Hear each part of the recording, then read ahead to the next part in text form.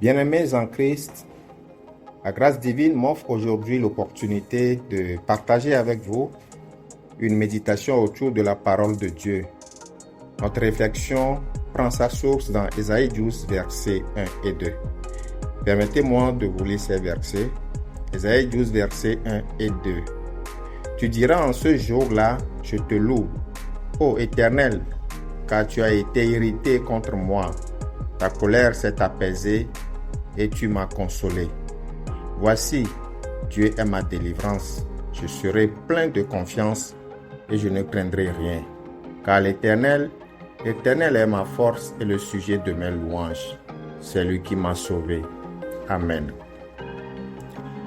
En lisant ce passage, nous constatons qu'Ésaïe reconnaît la colère de Dieu quand il dit « Car tu as été irrité contre moi ». Pourquoi cette irritation? Lorsque nous contrarions quelqu'un, c'est souvent parce que nous avons enfreint ses principes ou blessé ses sentiments. De même, nos actes peuvent offenser nos proches, nos collègues, nos enfants, les poussant à ressentir de l'irritation envers nous. Cette dynamique peut affecter nos relations, engendrant des conflits et des distances émotionnelles. Cette même dynamique peut également se manifester dans notre relation avec Dieu.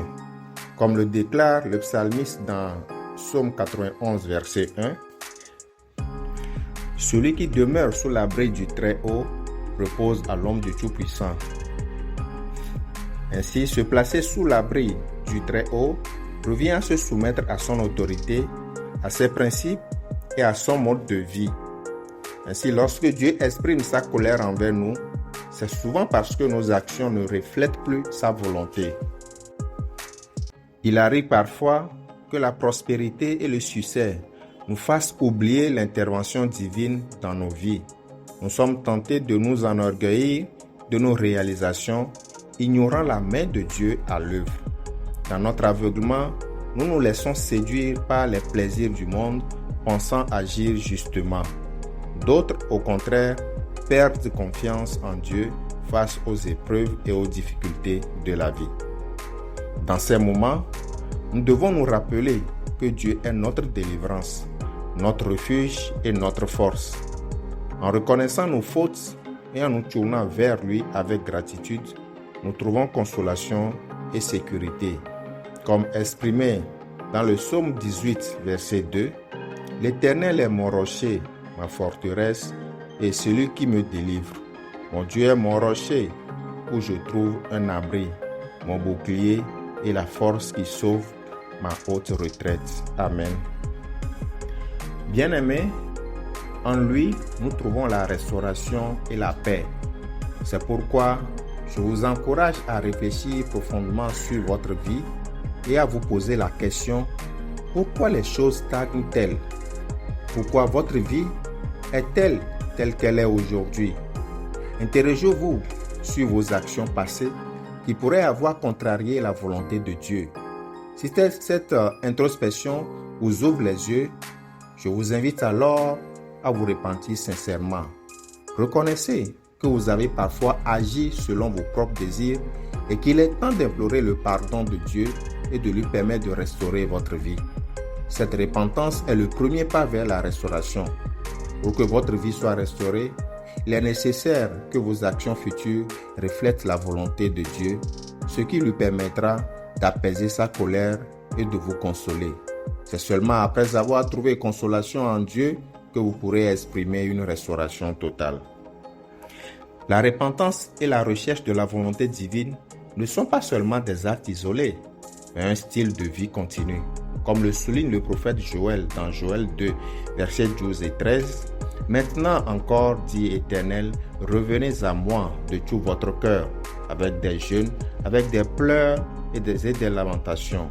Déchirez vos cœurs et non vos vêtements, et revenez à l'Éternel, votre Dieu. Car il est compatissant et miséricorde, lent à la colère et riche en bonté, et il se répand des maux qu'il envoie. » Amen. La repentance sincère est la clé de la restauration de la relation avec Dieu. Ésaïe continue en disant « Et tu m'as consolé », exprimant ainsi la reconnaissance du prophète envers Dieu pour sa consolation. Jésus, dans l'évangile selon Jean, promet l'envoi du consolateur, qui n'est autre que le Saint-Esprit, aux disciples après son départ. Lisons donc dans l'évangile selon Jean, chapitre 14, versets 16 à 17.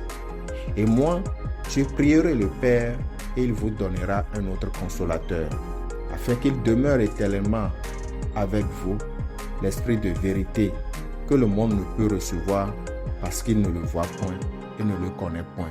Mais vous, vous le connaissez, car il demeure avec vous et il sera en vous. » Dans ces versets, Jésus promet aux disciples l'envoi du Saint-Esprit, qui sera avec eux pour les consoler, les guider dans toute la vérité et les fortifier. Le Saint-Esprit joue donc un rôle essentiel dans la vie des croyants, les consolant dans les moments de besoin et les guidant sur le chemin de la vérité et de la foi. C'est pourquoi, bien-aimés, lorsque vous vous confessez et vous repentez de vos erreurs, lorsque vous priez à nouveau pour que le Seigneur vous restaure et vous pardonne, il agira certainement. Cette fois-ci, il vous consolera en faisant revenir son Esprit Saint qui s'était peut-être éloigné. Et dans votre fidélité à lui et dans sa miséricorde infinie, il fera en sorte que le Saint-Esprit demeure éternellement avec vous. L'Esprit de Dieu vous consolera, vous guidera et vous fortifiera dans votre marche spirituelle. En demeurant fidèle à Dieu et en cultivant une relation profonde avec lui, vous pouvez avoir l'assurance que son Esprit vous accompagnera éternellement. Et si toutes ces bénédictions se manifestent dans votre vie, chers frères et sœurs en Christ, n'oubliez jamais de louer Dieu, car c'est lui qui vous a sauvé. Louez-le de tout votre cœur, de toute votre âme et avec tous vos biens. Soyez reconnaissants envers sa miséricorde et ne retombez plus dans les ténèbres. La gratitude envers Dieu est une réponse naturelle à sa grâce et à sa bonté infinie envers nous. En reconnaissant ses bienfaits dans nos vies, nous renforçons notre relation avec lui et nous témoignons de sa grandeur à ceux qui nous entourent.